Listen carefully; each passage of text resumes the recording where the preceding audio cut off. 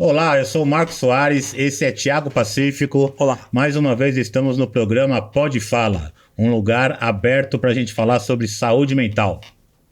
Isso aí, fica com a gente que logo logo vamos voltar.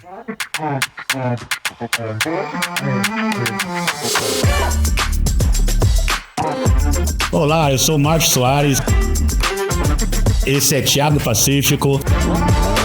Bom, pessoal, Rewind, tô aqui no Pode Fala, meu nome é Thiago Pacífico. Eu sou o Marcos Soares.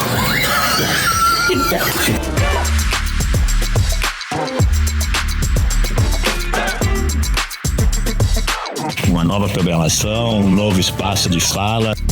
Pode Fala, espaço de fala, onde vamos poder trocar ideias de assuntos referentes à saúde mental. Então todo mundo fica Ligado.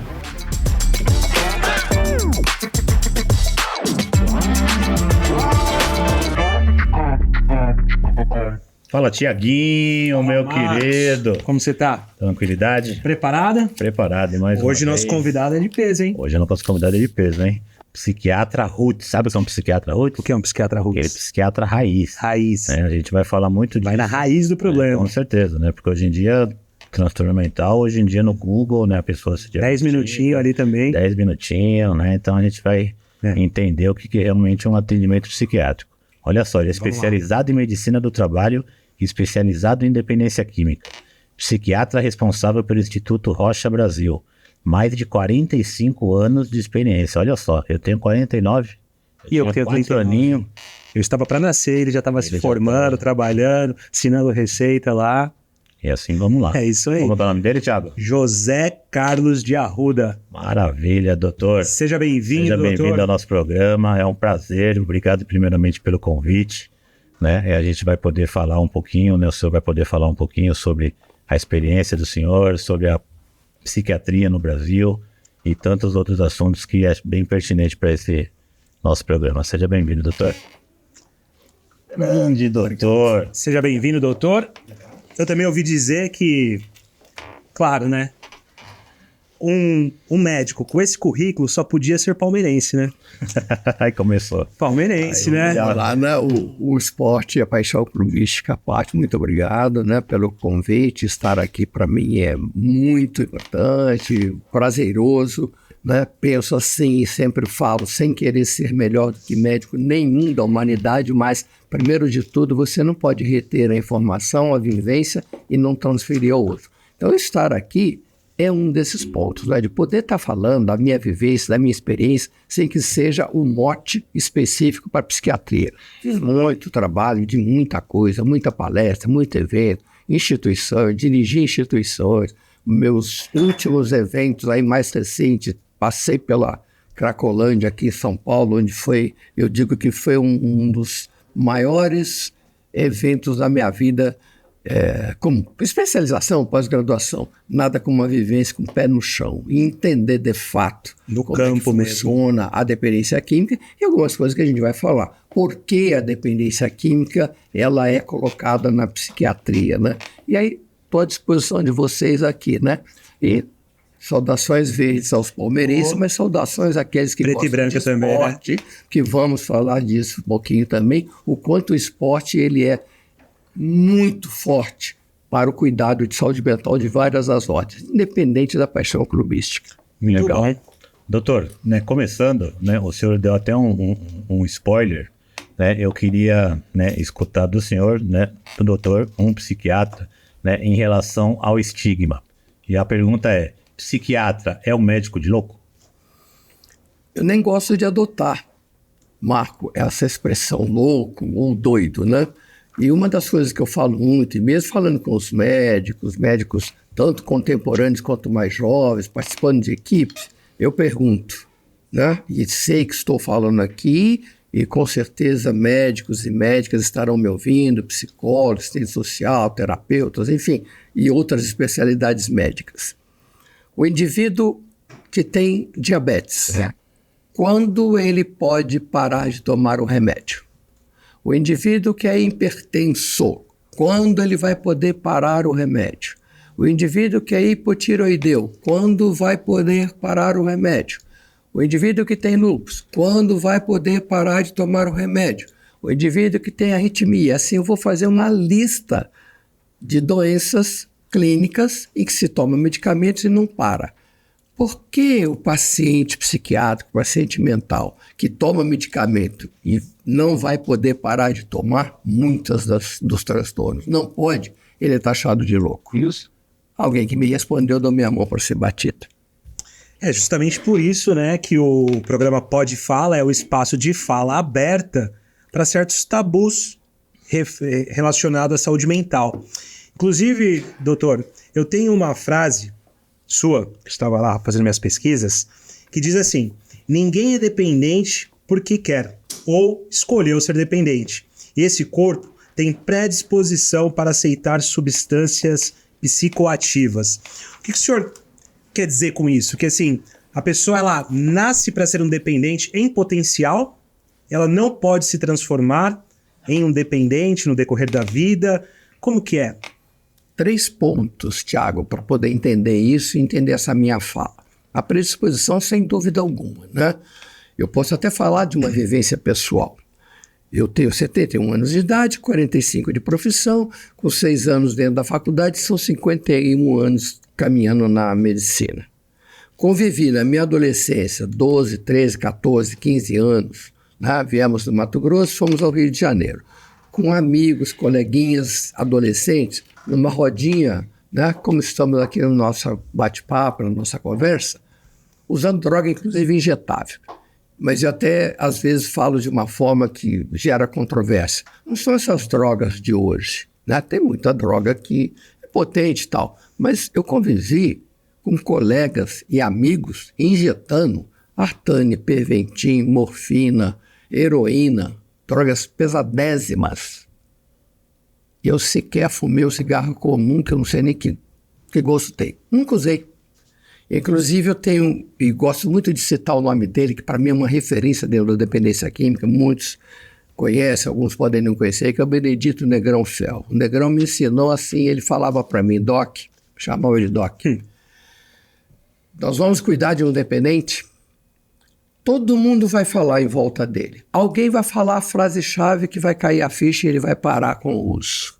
Aí vem a predisposição, que ele usou, mas ele, para parar, depende dele. Então, se eu não usei, isso foi a minha crença quando eu me formei em medicina e fui por esse caminho. Falei que não é possível, mas, cara, nada ia impedir de eu ter usado droga, nada.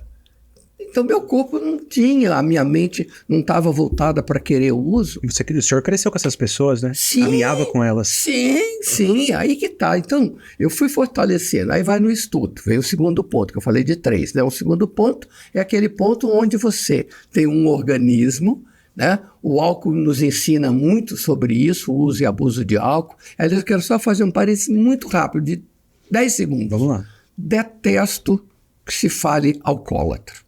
A terminação atra significa idolatria. O sujeito não idolatra o álcool. Ele tem um transtorno, uma doença. Então é alcoolista. Né? Ele persiste no uso porque o álcool começa a fazer parte do metabolismo dele. Aí vem a predisposição e assim a droga. Né? Eu necessito da droga para que eu tenha um funcionamento adequado. Isso é predisposição. Isso é predisposição. Entendi. Né? E o terceiro ponto que eu digo da saída em si, né? E, aliás, tive a oportunidade dessa semana no atendimento, eu retornei de férias, coisa de 2 semanas, de falar para uma pessoa. Falei, quando você pegou o primeiro baseado, deu o primeiro pega, foi delicioso? Não foi, ardeu, doeu, queimou a narina, o ouvido, não sei o quê. Falei, então doeu. Vamos simbolizar como dor? Podemos simbolizar. Então agora para tirar, que ele falava assim, pô, eu sinto que eu preciso tratar, cuidar, mas de vez em quando se eu der um peguinho não vai fazer mal. Eu falei, a escolha é sua. Para mim é tudo ou nada. Então vai doer tirar. E aí é onde eu falo do profissional, de ter esse feeling com o paciente que está cuidando, com o seu cliente, ver qual que é o time dele em relação a isso, né? Você arrancar as coisas, não é um câncer que tem um tumor que você vai lá, faz a cirurgia, tirou o tumor e provavelmente vai dar tudo certo. Se não tiver metástase, se não tiver, vai fazer química, vai fazer rádio, você tira. Dependência química não é assim, não. E quando o senhor fala assim da predisposição, o senhor está falando de uma predisposição genética? Olha, ou não necessariamente? Não necessariamente, Marco. Eu considero, isso sou eu, de novo, estou aqui e sei que médicos vão estar ouvindo, a minha palavra não é a última palavra, não. Sim. Cada um tem os seus conceitos, eu estou passando 45 anos de experiência e de vivência nisso. Né? Para mim não passa de 5, 7% dessa possibilidade. Por que que eu falo isso? Com a minha vivência dentro de hospital, internação, né, em enfermaria de saúde mental, de psiquiatria, o que que eu encontrei? Um sujeito com 4 irmãos, um pai cuidando, esses 4 irmãos, mais ele, todos usuários de álcool e ou drogas. Também encontrei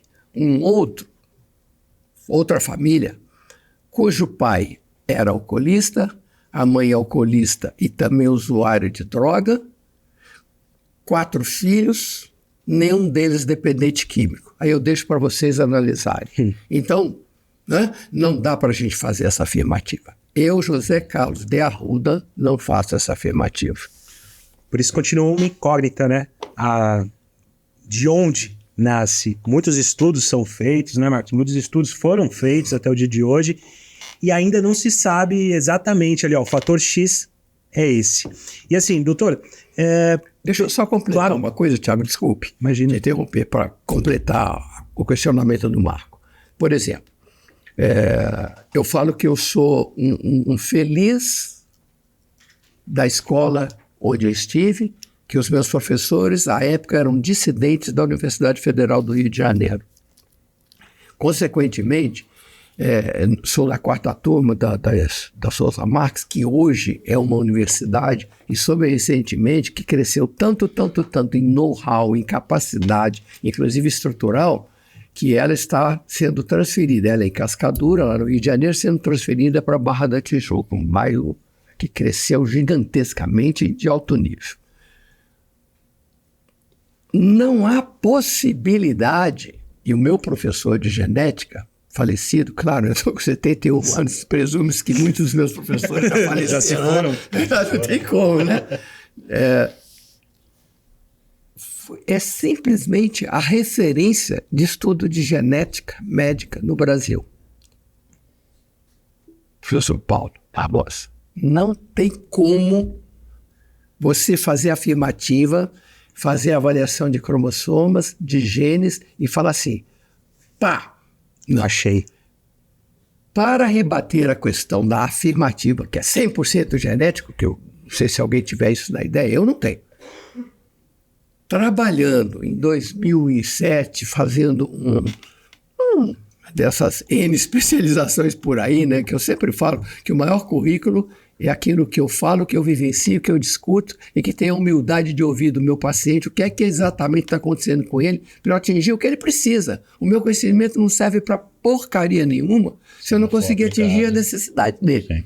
Então, em 2007, acompanhando todo o trabalho, chegamos também a trabalhos feitos no exterior, no Brasil. Fiz esse curso também na Unifesp, onde eu fiz a minha 85, minha psiquiatria inicial na psicobiologia. Disse assim, caramba, identificou-se que 70% dos dependentes, por isso que eu falo alerta, tinham hiperatividade e ou déficit de atenção, que está tão falado hoje em dia. Está em alta, né? Está em alta e alta distorcida, porque tem muita coisa feita mal feita aí. Cara, se é isso, cara, vamos aprofundar, vamos continuar estudando. Não vamos fechar a questão, não. O que eu digo dos meus pacientes, especificamente da dependência química, mas falo também da psiquiatria como um todo, dos transtornos mentais como um todo, eu desafio numa sala de espera onde eu vou atender 5 pacientes que têm o mesmo diagnóstico e que eu esteja fazendo a mesma prescrição. Eu desafio. Por causa da individualidade. E assim a dependência química. Então, se você identificar, e quando a gente fala para familiares, amigos, codependentes, né? Quero aproveitar só fazer uma pincelada, né, para ajudar aqui a gente a otimizar bastante a nossa fala.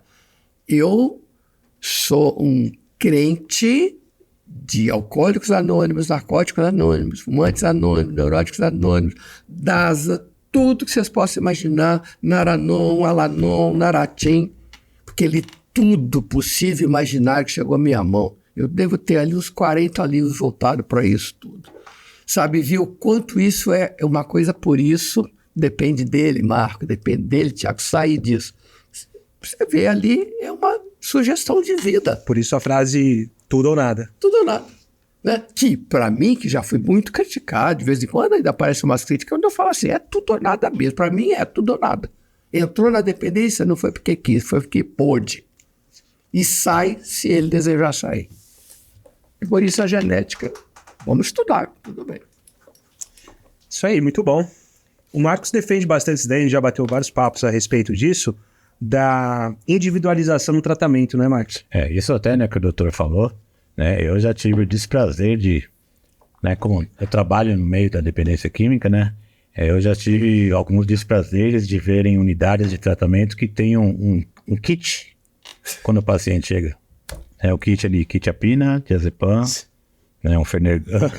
Para acalmar. Para acalmar. Então eu vou te dar uma outra dica. Tem um outro kit também que eu já vivenciei com isso, que levou a eu durante um tempo, a pessoa, não vou manter o anonimato aqui, Sim. ajudei e tal, dar o start, mas falava para ele assim, falei assim, olha, eu vou dar o start, que ele ficou desprovido, né, cuidava ali, tem um bom resultado, bem do nível de 80%, 90%, ele tem bom resultado.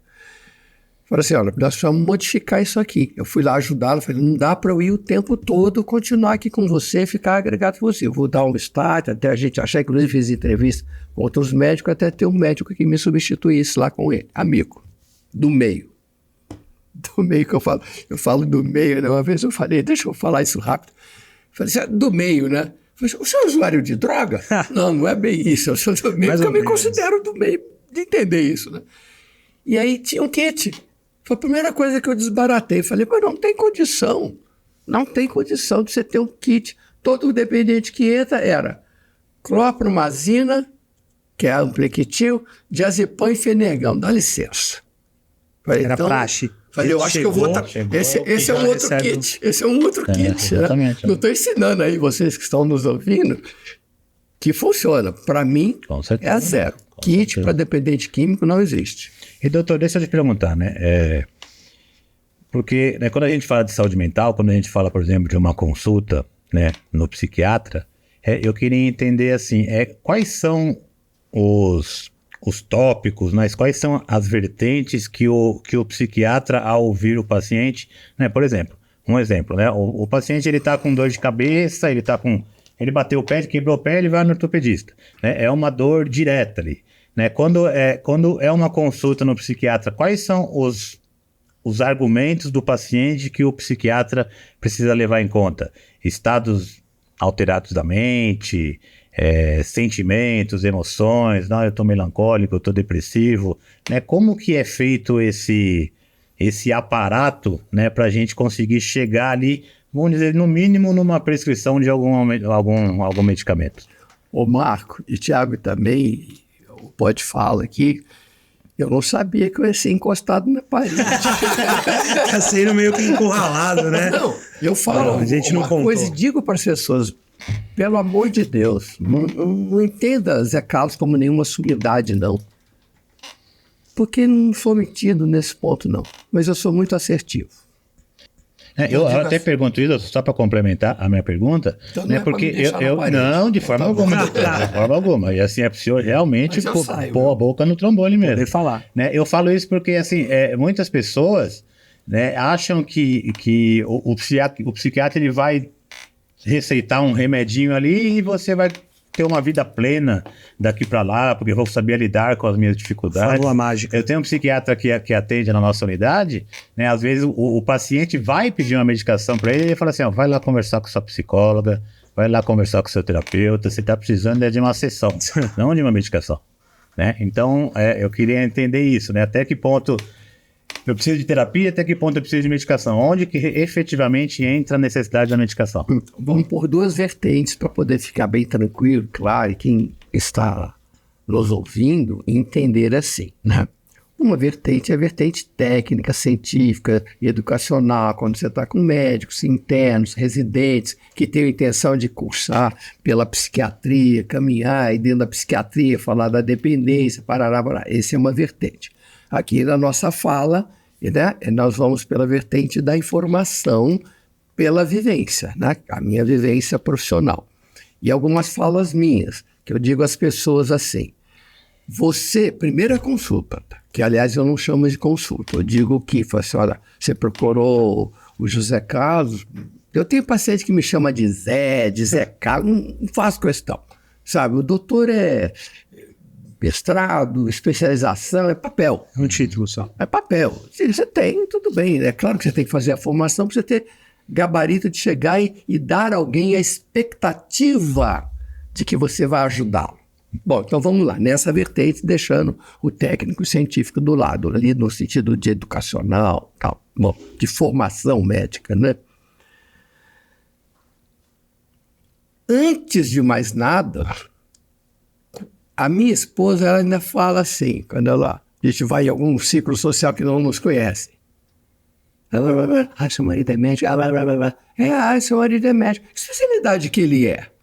Ela fala assim, pergunta para ele. Aí a pessoa vem e pergunta. Sabe o que eu respondo? Mas isso é sincero, é humilde, é honesto, é verdadeiro, porque é meu. Porque eu brigo quando a gente vai no educacional dizer isso. Cara, você se formou em medicina, você não se formou em psiquiatria, gastro, cardio, você se formou em medicina. Então, eu não consulto, não faço consultas. Eu atendo. E não trato de doenças, eu trato de pessoas. Então eu vou fazer a minha história da primeira vez, eu não sei quem é o Marco, não sei quem é o Tiago, não sei quem é a A, B, C, qual que é a história dessa pessoa. E como médico, todos os meus prontuários em 45 anos, e não estou dizendo para os médicos daqui que eu sou melhor, não. Cada um faça como quiser. Os meus resultados, eu tenho os meus resultados por conta disso. Eu pergunto, nome, se é casado, se não é, se tem filhos, como é que nasceu esses filhos, se for mulher, a gestação como foi, como não foi, que tipo de intervenção. Pergunto se é, no caso de mulher, e vou contar uma coisa rápida de situações que eu passei, muito legais no sentido, a pessoa continua 8 anos comigo, moça, quando ficou mocinha, como que é a menstruação, se usa anticoncepcional, se não usa, se não faz nada disso, não é mãe, não sei o quê, o homem é a mesma coisa, se é isso, se é aquilo, sabe, a sua orientação de gênero, de tudo mais. Religião, eu pergunto, sabe por quê? Porque para me preparar para ser psiquiatra, eu briguei com o psiquiatra, porque eu comecei a entrar firme na psiquiatria com 5 anos de formado, tanto brigar com o psiquiatra, que era receita. Mas não pode ser isso. Só que eu não posso contestar algo que eu não tenho domínio. Pode ser eu fui dominar primeiro. Eu fui dominar, estudar e continuo estudando e muito.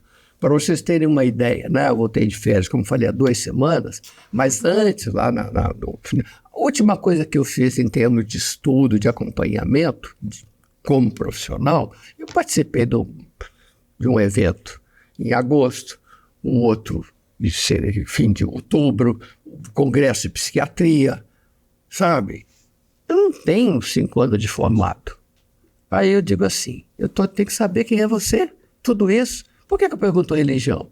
Para saber que palavras eu vou usar para a pessoa. De repente eu estou atendendo um ateu, no meio do atendimento, 2, 3 meses depois, o segundo, terceiro, quarto atendimento, o cara está falando alguma coisa, ou a mulher está falando, eu falo, pô, mas meu Deus do céu, como que pode? O cara é ateu.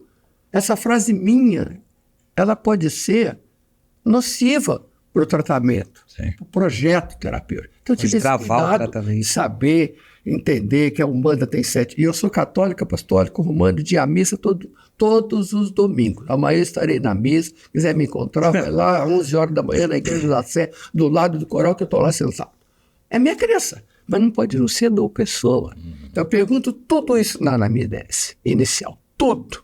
Se já foi internado, se não foi, se foi operado, do que foi operado, por que foi. Pergunto sobre os hábitos. Álcool, cigarro e droga. Passado e presente, o que você tem? Pá, seu pai e sua mãe são vivos? Tá, seu pai é vivo com saúde, não tem. Aí eu até brinco com meus clientes, eu digo assim, olha, agora vamos sair da delegacia, porque era o interrogatório, né? Vamos entrar agora na consulta. O que fez você procurar o José Carlos? Vamos escutar você. Por quê? Aí, não estou querendo ensinar médico, não pode falar. Mas se eu puder ajudar, principalmente os mais jovens, antidepressivo. Cheguei à conclusão que o diagnóstico dele é depressão. Existe uma gama de antidepressivos. Eu cito muito isso como exemplo nas palestras, porque é o mais fácil de compreender. Ele é um hipertenso, ele tem uma cardiopatia, uma arritmia, uma insuficiência cardíaca. Tem um grupo de antidepressivos que se chama tricíclicos, espetaculares antidepressivos. Funcionam maravilhosamente bem. E são, vamos dizer, da Idade Média, não é da Idade Antiga, mas continuam funcionando muito bem. Essas pessoas não podem usar.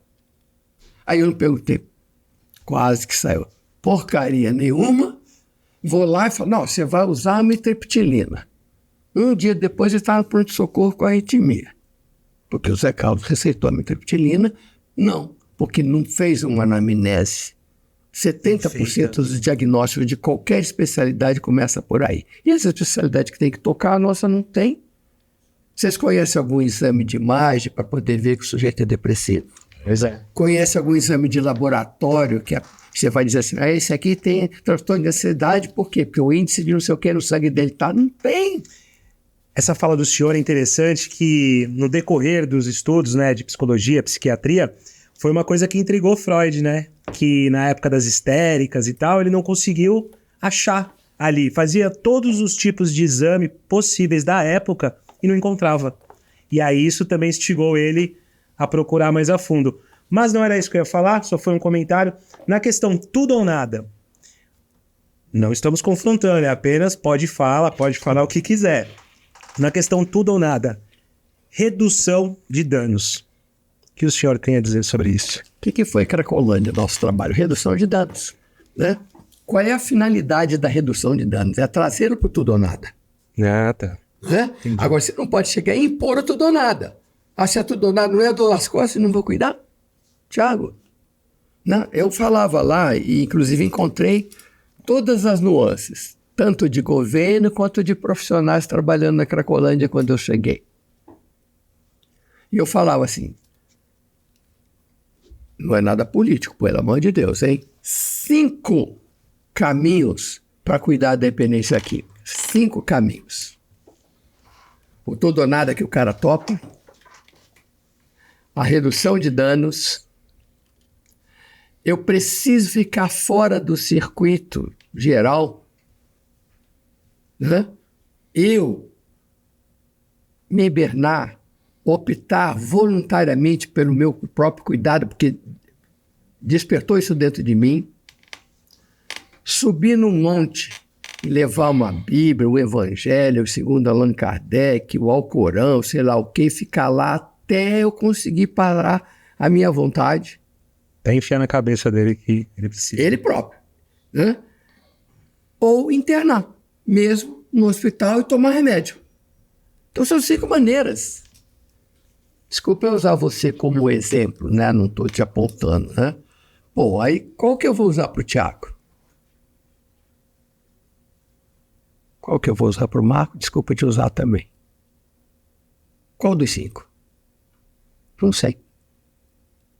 A minha conversa, o meu diálogo com o Tiago, o meu diálogo com o Marco, que vai apontar para mim, fala, não, esse camarada precisa ficar fora do circuito, pegar a Bíblia e ficar lendo a Bíblia dia e noite. Não sei.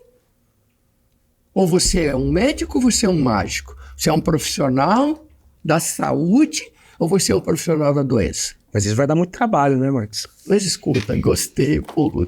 Olha, eu tô gostando desse pode falar, tá me dando chance de eu falar um monte de coisa para que as pessoas entendam que eu sou único. Eu sou único. Eu não sou o melhor, o papa de tudo, não, mas eu sou único. Eu falo para os clientes isso. Você procurou um médico ou você procurou o Zé Carlos?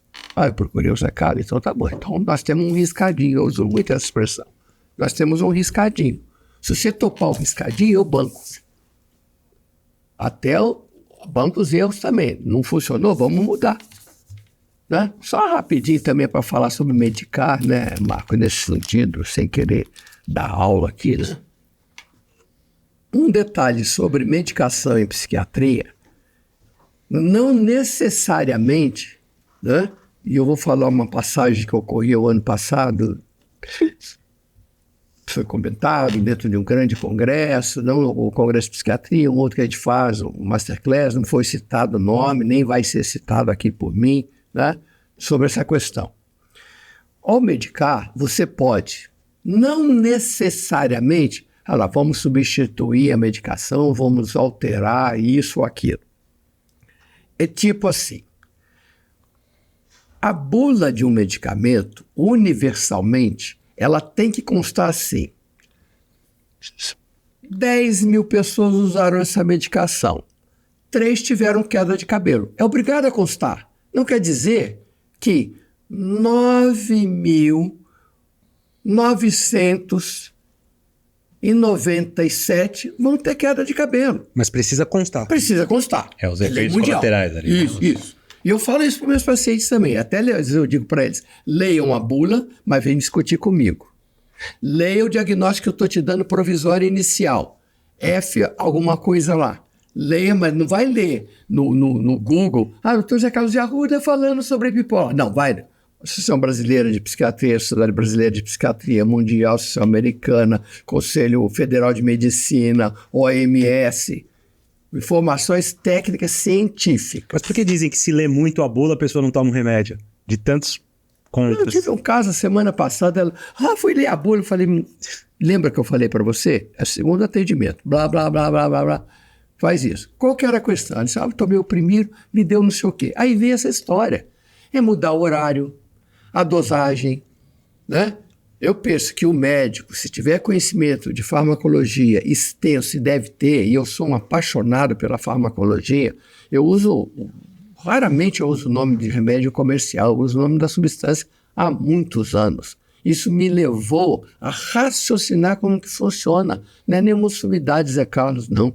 Sabe, é só atenção com a própria profissão e a carreira. E aí você consegue entender melhor como funciona. Então, às vezes, é só manejar isso. Para o Marco, usar o antidepressivo X de manhã, depois do café da manhã, tudo bem. Só que o Marco estava tomando em jejum. A gente sabe que o antidepressivo é ruim tomar em jejum. Aí o Marco fala, Zé Carlos, não me senti bem, papapá. Interroga o Marco, como que foi assim, essa... não, eu levanto e já tomo um remédio, depois eu vou tomar banho. Não vai cair bem para o Marco. Marco, vamos levar para depois do café da manhã, meia horinha, 15 minutos. Outra pessoa disse assim, mesmo eu fazendo isso, Zé Carlos, ainda você tinha que me dar uma, usando termos leigos, né, gastruda, não sei o quê. Então vamos levar para 10 horas. Ainda continua acontecendo, vamos levar para perto da hora do almoço. Entendi. Né? Tem antidepressivo que quando eu estudei, nós aprendemos, não deve fazer de noite. Não é nada disso. Tem pessoas que se adaptam ao antidepressivo usado de noite, antes de dormir. Agora eu vou discutir com aquele corpo, com aquela cabeça, com aquele cérebro. Quem sou eu para dominar isso? Então, esse é o manejo da medicação psicotrópica. O como fazer é para aquele indivíduo, é para o Tiago, é para o Marco, para quem está nos ouvindo aqui no Pode Fala, para o outro ali da esquina, para o outro médico aqui. Poxa vida, que legal discutir as coisas com o Zé Carlos, vamos discutir. E eu sou de discutir os casos. Eu tenho uma equipe com 7 psiquiatras que eu digo para eles assim, no serviço público, eu sou o que menos entende. E eles falam, não, você é nosso prescritor. Eu não sou nada. Eu sou um membro da equipe, estando coordenador momentaneamente. Mas discuto com eles. Eu tenho um médico que ele faz eventos e participa de congressos internacionais apresentando os trabalhos. Eu tenho um médico internacional que depois que ele já estava trabalhando com ele há 7 anos, é uma curiosidade, vocês verem como que é o nosso meio, o quanto é importante você ser aberto. Não tenha receio de falar. Pode ser questionado, pode ser criticado, não faz mal, mas não perca as suas convicções. Eu não perco as minhas. Depois de 8 anos trabalhando com ele, não tinha atentado para o fato e nem ele. O pai dele foi professor meu de faculdade. Olha só. Legal. Aí como é que eu agia com ele aqueles 8 anos antes de saber? Do mesmo jeito que continuou e continua até hoje. É difícil isso? Não é difícil, né? Convivo com a médica de ontem, de sexta-feira, por exemplo, amiga mesmo, preceptora, auxiliar de ensino na Santa Casa, o outro está lá na USP, convive lá na... Meu Deus do céu! Então, vamos ver o dado de realidade. Medicar em psiquiatria tem uma palavra-chave, né? Ou uma frasezinha-chave, né? Que até quando eu uso essa frase, eu até falo meio no popular assim, presta atenção, presta atenção, presta atenção, só. Então, doutor, né, até a gente falando de medicação, né, a gente entende que para ser prescrito uma medicação eu preciso de um diagnóstico. Quando existe um tempo mínimo... Pelo menos uma hipótese de diagnóstico. Pelo menos uma hipótese, né? Mas existe um tempo mínimo, um tempo máximo de consultas necessárias para que se possa fechar um diagnóstico de transtorno de qualquer ordem de saúde mental. Tranquilo, Marco. Voltando para a história de ir 1, 2, 3 tal consulta, no atendimento, né? Como eu gosto de falar, né? Porque consultar, você consulta, escuta, você não interage. Penso, é o jeito de pensar, né? É um pouco filosófico, mas na atuação deu certo isso ao longo dos anos. Estudo, farmacologia, terapêutica, fisiologia humana, fisiopatologia, que é a alteração da função normal do organismo, e nós estamos falando de cérebro, né? Conhecimento da bioquímica do cérebro, e aí você estabelece a bula, os estudos, eles apontam para você, olha, o antidepressivo de X característica, você vai ter o nível máximo dele de ação, e a partir daí estabiliza o quadro com 3 semanas, outro com 1 semana, outro com 10 dias, outro com 1 mês, varia. Vou falar só de antidepressivo. Agora, como é que você sabe disso? Como é que o médico pode saber disso? Fazendo o quê? A coisa mais simplória do mundo. Estudar. Sempre. Né? E para falar disso, o que eu quis dizer, que foi falado nos congressos e tudo, lamentavelmente, claro que o amigo da gente, inclusive, palestrante dessa área de eventos e tudo mais, em saúde e psicofarmacologia, né, passou um caso justamente para esse alerta. Foi prescrito para uma mesma pessoa 5 tipos de antidepressivos, marcas diferentes.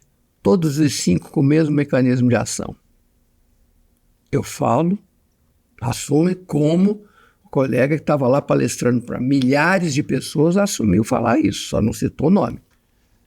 Aí eu pergunto para você, está estudando?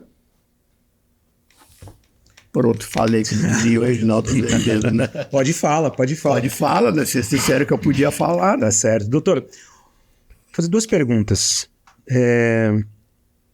Qual o limite de um ser humano, de uma pessoa na sociedade aguentar a dor como um alargamento da alma, como um crescimento pessoal, e quando chega a hora de tomar uma medicação, qual que é o ponto? E por que se tem tanto tabu de falar de saúde mental? Por que se tem tanto tabu de falar de saúde mental e qual é esse limite? Assim, isso faz parte do crescimento da pessoa, é bom passar por isso, e aqui não, aqui eu preciso medicar. Agora é a vez do Thiago me pôr na parede, né? Mas tudo bem, já que pode falar... Pode falar.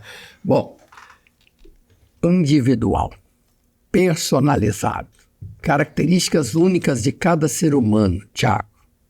Característica de cada ser humano. Compete ao médico entender que se eu tenho um indivíduo, aliás, às vezes acontece alguma incorreção, a gente, com o médico mais jovem, também nos faz esse questionamento e tudo, e a gente procura direcionar para que ele encontre na carreira dele, né, no desenrolar da carreira, esse feeling, né? Não é se o sujeito é alto, baixo, gordo, magro, branco, amarelo, negro, nascido aqui no Brasil, na Austrália, no Reino Unido, rico, pobre, não é isso. Não é isso, né? Tanto quanto eu falo muito dessa coisa de um grande exemplo, é o exemplo do colesterol, né? O colesterol, ele via de regra é dito ou entendido como gordura. O colesterol não é uma gordura. Colesterol é uma lipoproteína. É um combinado de gordura e proteína. E aí disse-se, não, o indivíduo obeso que tem alteração de colesterol. Não é nada disso. Eu, quando eu tinha meus 45 anos, passei uma situação XPTO, fui investigar, estava com meu colesterol em 390, que vou fazer uma crítica aqui, mas eu assumo ela, né? O americano cada vez vai descendo mais o índice de limite máximo de colesterol. Para mim vai continuar sendo 190, o colesterol total. Como assim eles descem? Vai descendo para vender remédio, ponto. Então, não concordo. Entendi. O meu foi a 390, meu triglicerídeo foi a 750, que a gente sabe que 110, 120 é o máximo. O que eu fiz? Durante 30 dias, eu só comi legumes, verduras e frutas. Só. Baixou? Pô, de 390, foi quase que entrei em inanição, né? Baixou de 390 só com esses 30 dias. E líquido, tá? Claro, chá, né? Refrigerante eu quase nunca tomo, né?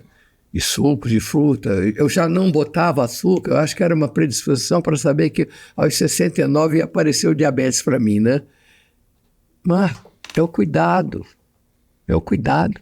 Veio de 390, o colega que me acompanhou, endócrino, falou assim, Carlos, o que você fez? Você tomou algum remédio? Não tomei, você falou para mim que para ir observando dieta, eu fiz 30 dias. Falei, pô, não precisava ser radical. Agora recente com diabetes, a nutricionista que me acompanhou também me criticou. Falei assim, cara, era para você perder peso. Falei, pô, de repente eu gosto de doce, chocolate, papapá. Tenho que parar? Parei zerado tudo. Eu tô aqui com 7 quilos a menos do que eu tinha um ano atrás. Tudo ou nada. It's now or never. Pô, se você não... Você fala pra alguém tudo ou nada de alguma coisa que você não faz pra você. Esse colesterol veio de 390, ele veio pra 205. Maravilhoso. Só com isso. E daí pra frente eu comecei a monitorar. Falei, peraí, né? Não quero bombar meu coração, né? De vez. E o triglicerídeo desbancou de 700. E ele, se é o carregador de gordura, ele desceu para 290, 300, coisa assim. E aí depois fui dando seguimento e fui fazendo esses controles, né? Bom, isso para dizer uma vertente do quanto é importante você dar à pessoa o entendimento da individualidade dele. Pô, o indivíduo, ele pode ter o colesterol alterado? Isso é magrinho.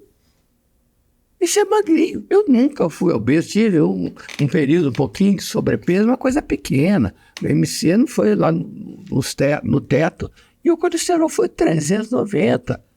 Né? Eu quero que seja... Estereótipo, né? Da pessoa mais gorda. Todos os... Estereótipo. Todos os entendidos de medicina, de endócrino no mundo.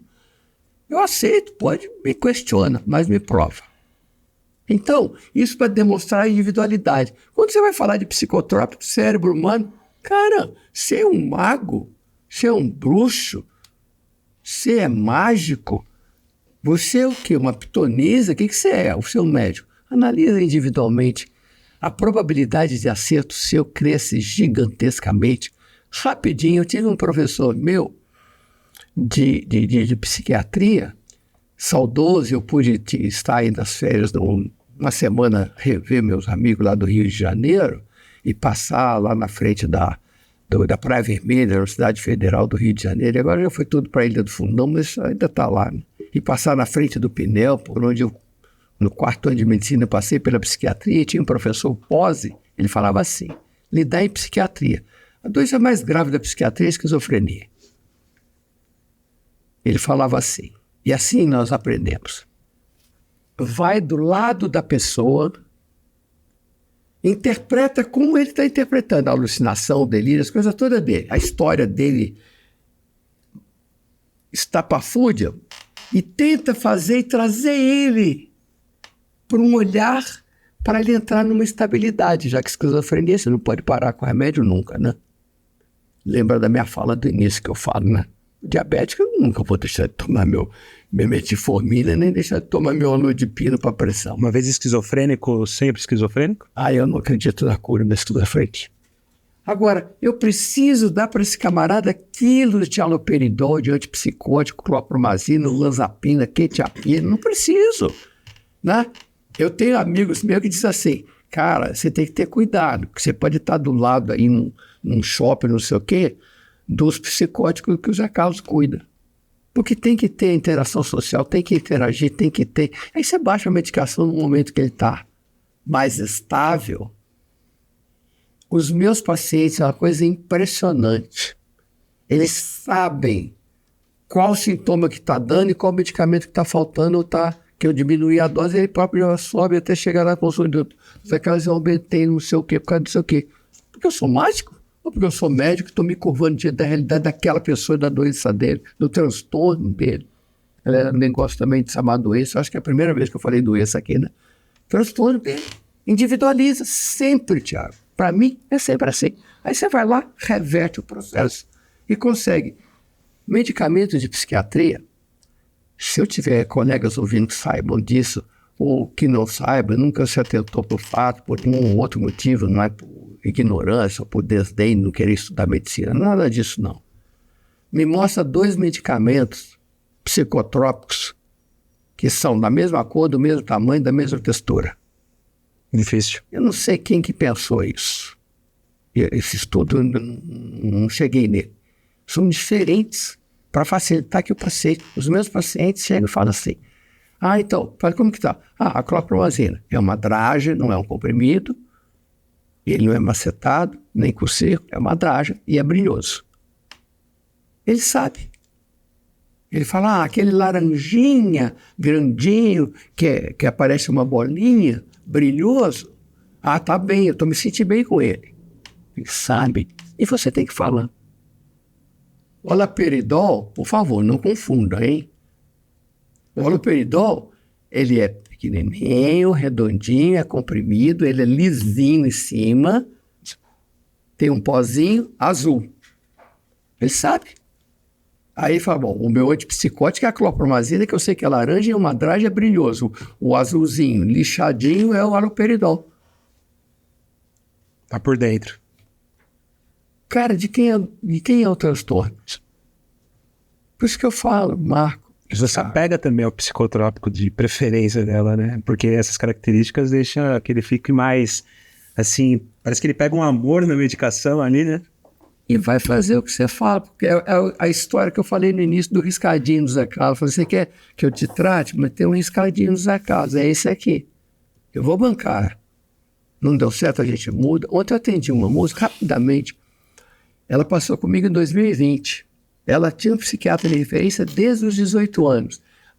Ela agora são 5 anos, estava com 38, agora está com 43. Ela passou comigo em 38 porque ela queria ouvir aquela história da segunda opinião. Eu acho válido, tudo bem. Mas eu tornei ela o médico dela de origem. Falei, não, você segue e tal. Ela queria entender, não tá dentro do caminho. Aí agora, ela falou um negócio ontem para mim, eu falei, cara, eu vou me sentir o Papa. Sabe o que ela falou para mim? Falei, mas por que você deixou de ir com o cara, dar seguimento com eles, desde os 18 anos que você cuida com ele? Porque ela é bipolar, além de uso de substância, álcool e droga. Eu fui no Dr. Carlos e tudo, ele fez isso, tudo, ele já está bem velhinho e tal, ele já está, às vezes, fazendo alguma confusão e tal. Falei, mas com que idade que está o Carlos?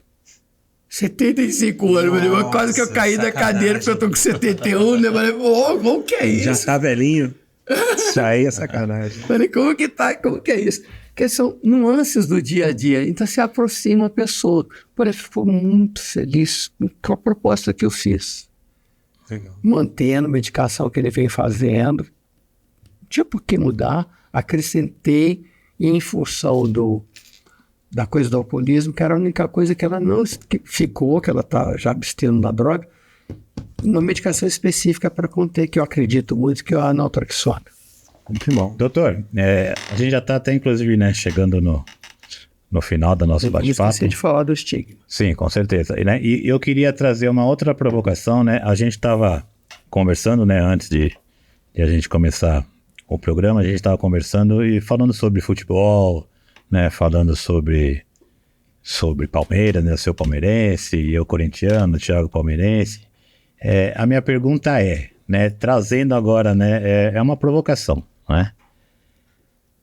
Até que ponto, né, vamos falar do futebol em si, né? Até que ponto, né, o senhor com certeza já foi no Morumbi, né, lotado. Dos velhos tempos. Dos velhos tempos, exatamente. Duas torcidas. 120 mil Duas pessoas, torcidas. isso, 2 torcidas. Assisti foi com 140 mil. Exatamente. Né? E até que ponto, né, o inconsciente coletivo, né, até que ponto essa paixão chamada futebol, né, ela pode afetar a saúde mental, né? Vamos falar dos torcedores. Eu vi o senhor conversando ali, né, com o Thiago e falando que 2 torcedores do Palmeiras mataram torcedores do Cruzeiro, né? Até que ponto, quando que se quebra essa realidade, quando isso passa a ser um inconsciente coletivo, até que ponto é bom, até que ponto é mal? O que o senhor acha sobre a paixão? Vamos falar do futebol no geral. Quer que comece a tocar o hino do Palmeiras antes disso? Thiago, vamos lá. Embora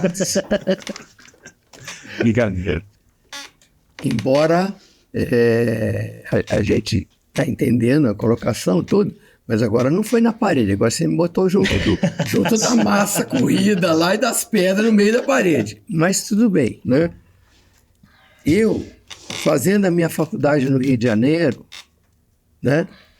Gostando de esporte, não só futebol, eu, com meu 1,76 m na década de 70, ainda dava para ser um armador de basquete, que eu jogo melhor do que futebol, que eu não jogava nada. E, né, Palmeiras, meu pai vascaíno, tudo, torci pro Vasco da Gama no Rio de Janeiro. Puta, eu fui com amigos, junto, um camisa do um, do outro, bandeira disso, daquele, junto no futebol, sentava junto, brincava, zoava. Yes. Outro time fez gol, o Vasco fez gol, sabe? Normal. O que hoje existe? Hoje existe, eu falo assim, depois, até com uma certa dureza, crueza, né? Não é o problema o futebol ou a paixão clubística. A questão é para onde foi a cultura nacional em termos de sociedade. De sociedade. É muito mais além, né? Eu costumo se dizer muito quando se fala isso, assim, o buraco é mais embaixo. Eu não uso essa expressão. O buraco é muito mais em cima.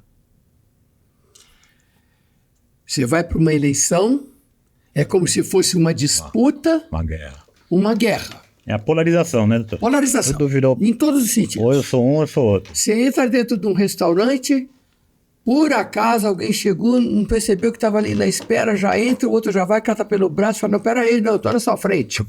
Vaga de carro. Vaga de carro. Shopping. Gente do céu.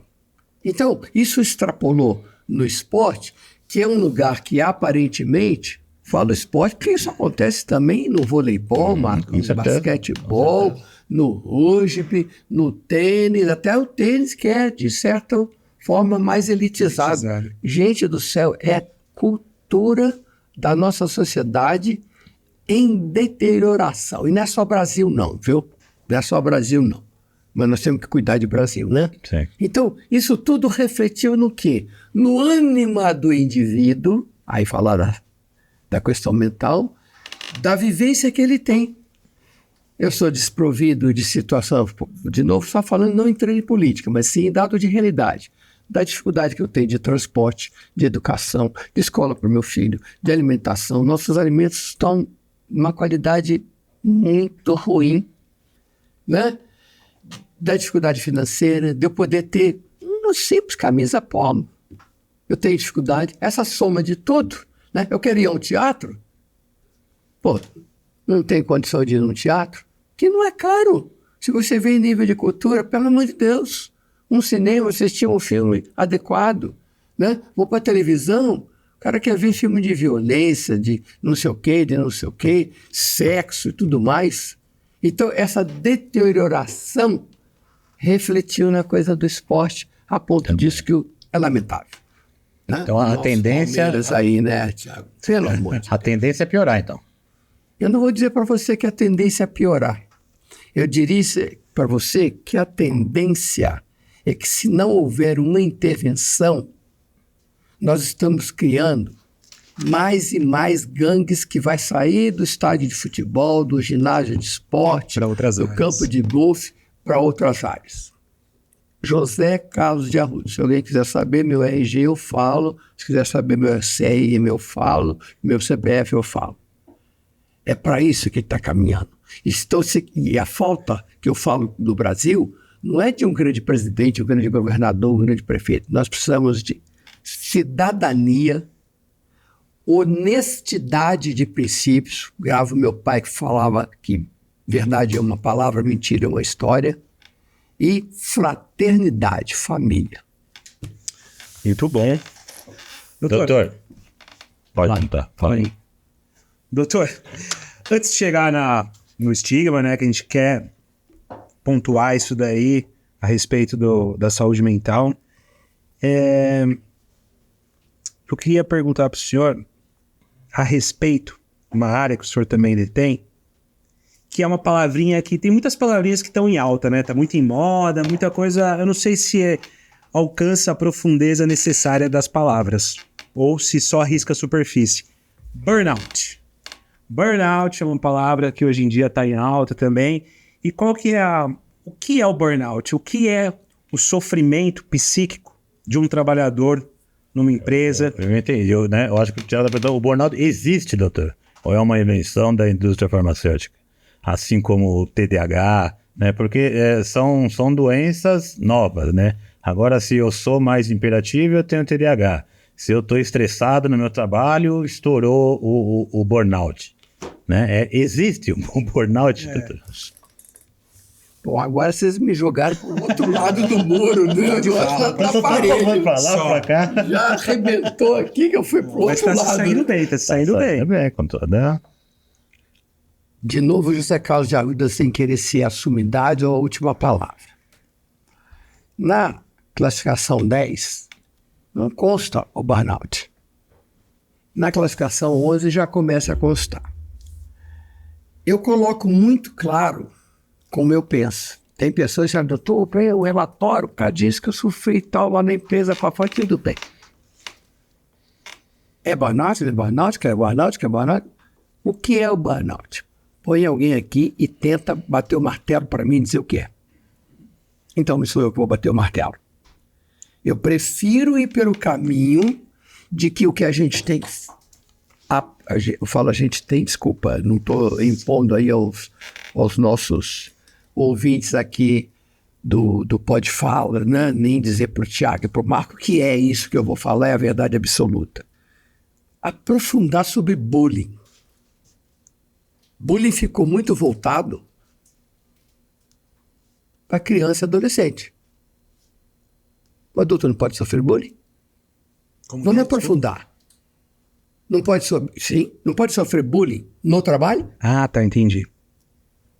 Então, antes da gente ir avançando nas coisas, gente, termina de entender o que já tem.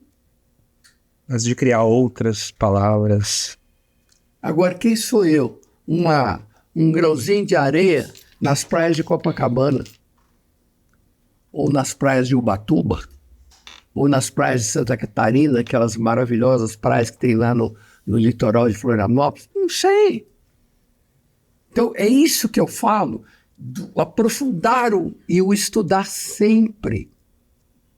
Bom, como classificar, em termos de saúde ocupacional, um burnout? É difícil pra caramba. Como ainda estamos no estágio da dificuldade de caracterizar o estresse ocupacional, que já está escrito. Aí você começa, bullying, estresse ocupacional, eu vou pôr burnout sem terminar isso aqui, gente do céu. Está inacabado. Sabe, está inacabado. Aí como que você caracteriza? Eu vou lá, chego com o médico da Previdência, quero que os colegas que estejam me ouvindo, não estou fazendo uma crítica ao médico, eu estou fazendo uma crítica ao sistema. Estou sim.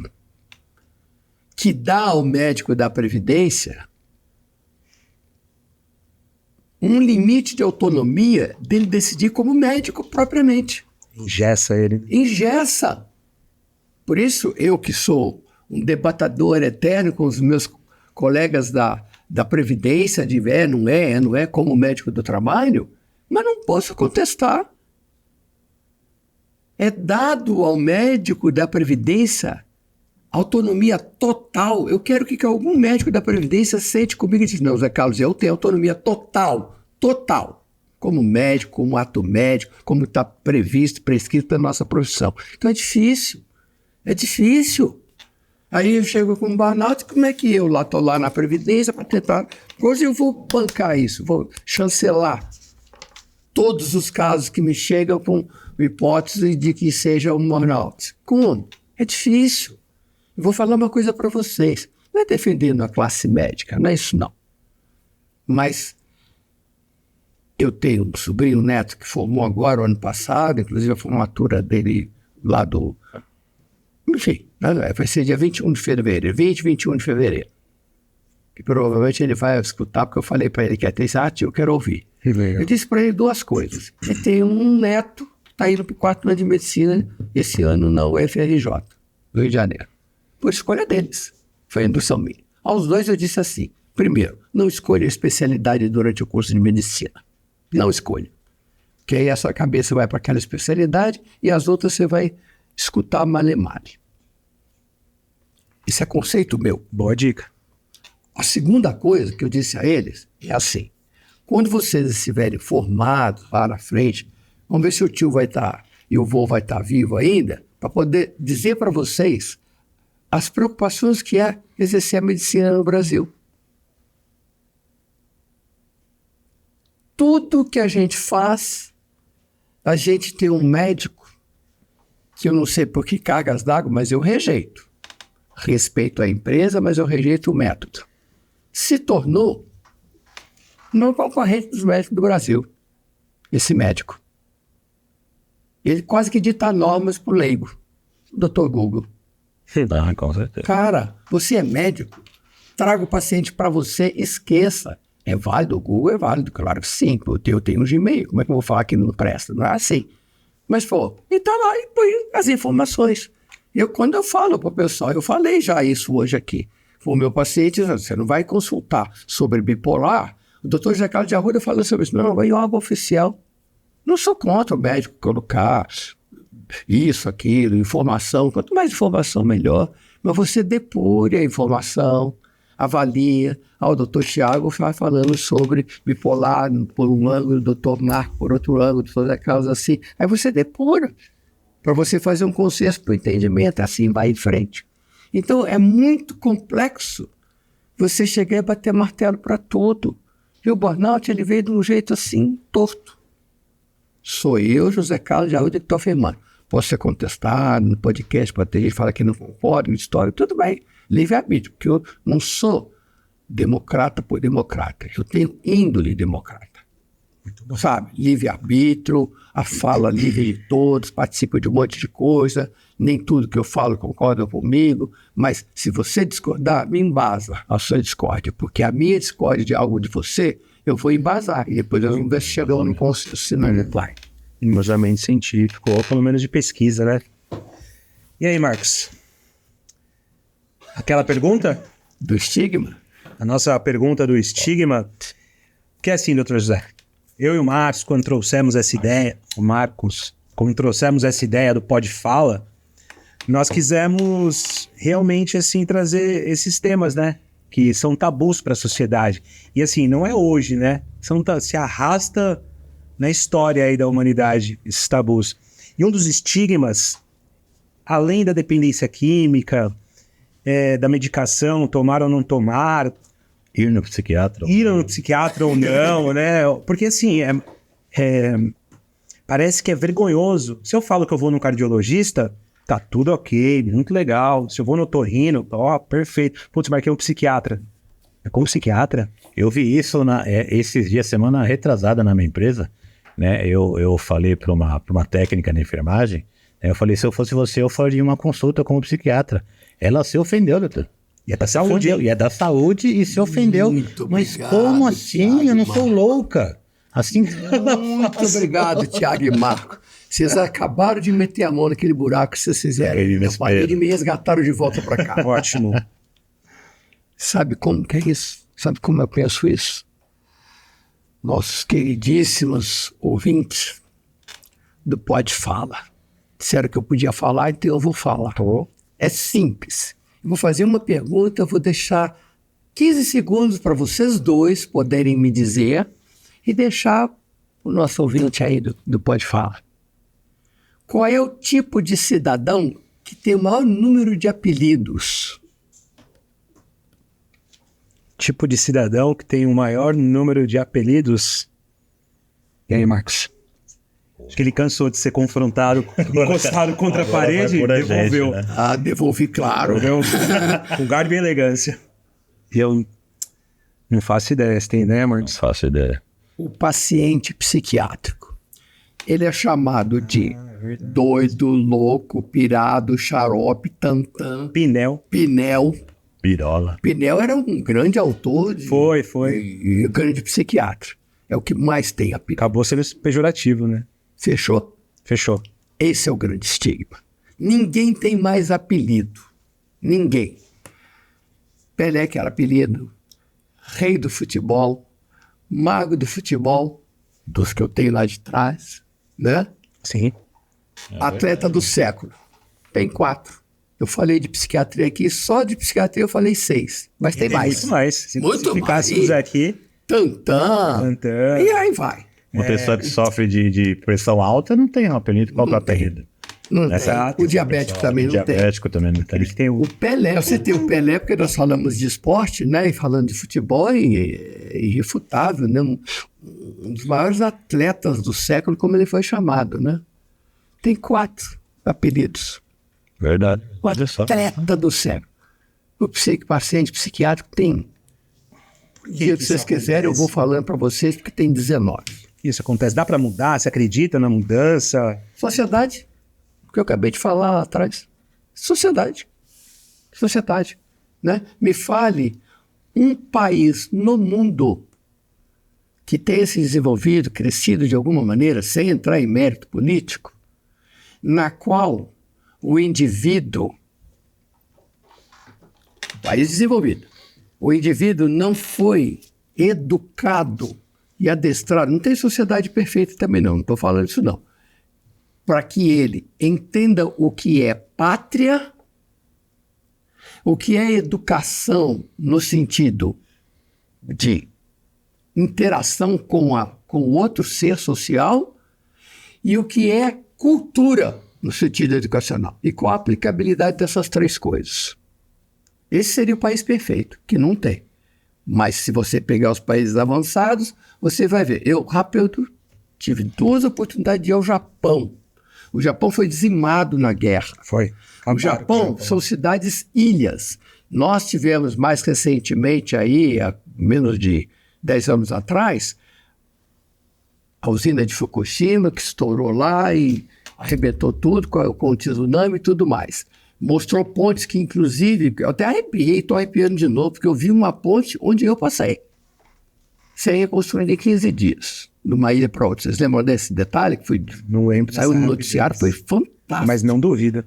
Cara, Que eles façam e eu isso. vivi esse ano, eu vi metrô, trens e tudo, sem catraca. Sem catraca. Não tinha catraca, é sensor. E o cara não passa. Porque se o sensor tocar, vem um guarda e vê aqui, você não pagou a passagem. Quando eu morei na Austrália, lá você pegava o ônibus e você pagava o ticket de acordo com o ponto que você iria descer. Por exemplo, se eu fosse daqui para Santana e fosse descer ali na Barra Funda, eu pagaria até Barra Funda. E assim, isso sucessivamente. Só que assim, muitas pessoas, ainda mais estrangeiros, burlava, pagava até ali e se escondia, descia assim, o motorista tinha que levantar, fazer ele passar vergonha, ou ele saía ou ele pagava o ticket até o destino Japão, dele. Você vai na máquina, você vê o trecho que você vai fazer. Se você passar uma estação, você não sai dela. Então, esses 3 itens é o que vai poder produzir a mudança. Onde eu posso crescer, eu posso desenvolver, sem necessariamente passar por cima do Marcos, passar por cima do Tiago, passar por cima do Zé Carlos, passar por cima de quem quer que seja. Eu vou crescer pelo meu próprio crescimento. Aí vem aquela última, uma fala que você disse lá atrás sobre alma. Quem acreditar, tudo bem. Quem não acreditar também, pode falar. Bom, Dr. José, foi um prazer estar com o senhor aqui conversando sobre saúde mental, os estigmas da sociedade. Foi uma aula. Foi uma aula de Definitivamente profissionalismo, uma aula de profissionalismo, uma aula de cidadania, né, de responsabilidade social, né, de medicina. Então, doutor, assim, a gente só tem a agradecer, enriqueceu muito o nosso programa, espero que a gente possa continuar, né, que a gente possa outras vezes falar de outros assuntos, porque saúde mental dá pauta para não sei quanto tempo, né? Mas sensacional, né? E a gente tem agora, né, como, né, é um protocolo do programa, a gente fazer uma pergunta para o senhor mais aberta, né, que o senhor realmente possa falar sem medo de quem vai atingir, sem medo, tem que ser um pouquinho mais rápido, né? Mas sem medo de polemizar, de atingir, enfim, aquilo que, né, o Dr. José Carlos realmente pensa. Isso aí. Bom, falando aí. Doutor, o que é saúde mental? O que é estar com a saúde mental em dia? Se é que dá para ter a saúde mental em dia, equilibrado, se dá para alcançar. Mas o que é estar saudável mentalmente? Bem-estar físico, psíquico, social, com uma base espiritual sólida e fortalecimento de família. A partir daí, até que você tenha um momento ou outro que apareça algum transtorno, ele vai ser possível cuidar, mesmo a esquizofrenia. Não fala para o esquizofrênico, não mexe aí não. Ah, não, ele pode pegar isso aqui, senão ele vai jogar na parede. Não, deixa ele fazer o bolo junto com você. Simples assim. Não é simples assim, sim. Que aí volta para o estigma. Isto é saúde mental. De quem está do lado de um paciente que possa ter um transtorno, o que tem o transtorno poder se cuidar. Eu não tenho disputa. Eu não preciso tirar uma nota maior do que você lá na faculdade ou no ensino médio.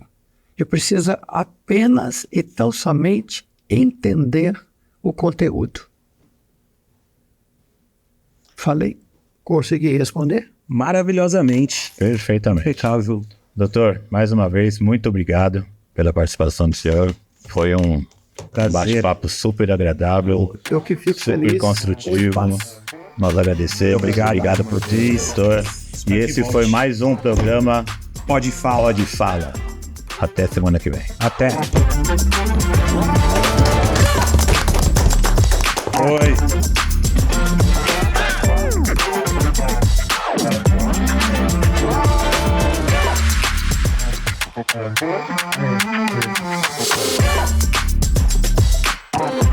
Olá, eu sou o Marcos Soares. Esse é Thiago Pacífico. Bom, pessoal, Rewind, aqui no Pode Fala, meu nome é Thiago Pacífico. Eu sou o Marcos Soares.